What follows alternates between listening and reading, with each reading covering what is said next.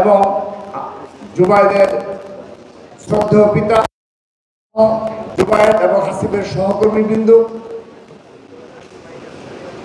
এবং যে সকল শিক্ষার্থীবৃন্দ উপস্থিত রয়েছেন সবাইকে আমি আমার ব্যক্তিগত পক্ষ থেকে এবং ছাত্রদল কেন্দ্রীয় সংসদের পক্ষ থেকে ধন্যবাদ ও কৃতজ্ঞতা জানাচ্ছি।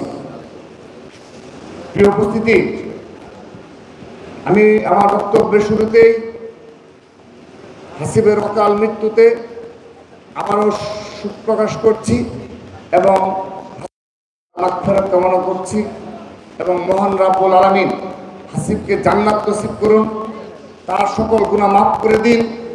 আমরা সবাই তাই মনোবাক্যে সেই প্রার্থনা করছি। সেই সাথে হাসিবের ভাই যে বক্তব্য রাখলেন এবং হাসিবের বাবার সাথে আমাদের যে কথা হয়েছে, সেখানে বারবারই যে কণ্ঠটা জ্বলেছে যে হাসিবের যে স্বপ্ন ছিল সেই স্বপ্ন বাস্তবায়নে পুরো পরিবার তাকে সর্বাত্মক সমর্থন দিয়েছে। সেহেতু তাদের এই কষ্ট, এই দুঃখ বেদনা যেন মহান রাব্বুল আলামিন ভোলার তৌফিক দান করেন এবং তারা যেন ধৈর্য ধারণ করেন সেই প্রার্থনা করছি। এবং সেই সাথে জুবায়ের হোসেনকে যেভাবে নৃশংসভাবে হত্যা করা হয়েছে আমি আবারও তার প্রতিবাদ জানাচ্ছি এবং সুষ্ঠু তদন্তের মাধ্যমে দ্রুততম সময়ে বিচার সুনিশ্চিত করার জন্য দাবি জানাচ্ছি এবং প্রশাসনের প্রতি বিনীত অনুরোধ জানাচ্ছি নিরপরাধ কেউ যেন মামলার আসামি করা না হয়, কিন্তু যারা প্রকৃত আসামি তাদেরকে যেন দ্রুততম সময়ে বিচারের আওতায় নিয়ে আসা সম্ভবপর হয় সেই পদক্ষেপ গ্রহণ করার অনুরোধ জানাচ্ছি। আমরা শোকসভা করি, প্রতিবাদ জানাই, তার পেছনে কিন্তু অনেক অর্থবহ কারণ রয়েছে। প্রথমত, আমরা আমাদের এই ব্যস্ত জীবনে দেখা যায় অনেক এই সমাজে অবদান রেখেছে, কিন্তু আমরা কিছুদিন যাওয়ার পরে তার পরিবার ব্যতীত আমরা ভুলে যাই। সেই সাথে পরিবার একটি সময় সেভাবে তাকে স্মরণ করা কিংবা তার জন্যে মহান রাব্বুল আলামিনের নিকট দোয়া প্রার্থনা করা, এই কালচারগুলো দিন দিন কমে যাচ্ছে।